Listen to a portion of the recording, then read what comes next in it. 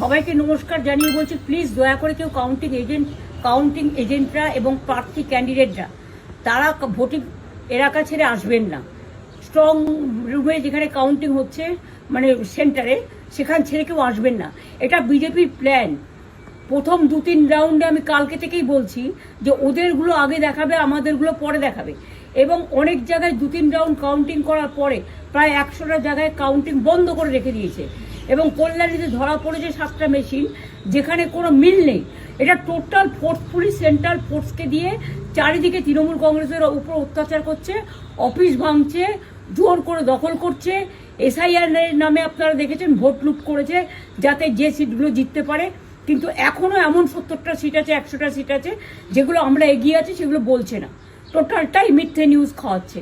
আগে ডিআইসিও এই খবরগুলো দিত, কিন্তু তাকে কালকে চেঞ্জ করে দেওয়া হয়েছে।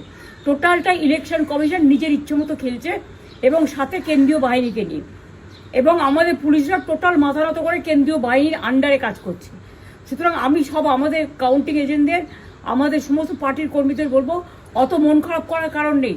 আমি বলেছিলাম সূর্যাস্তের পরে আপনারা জিতবেন।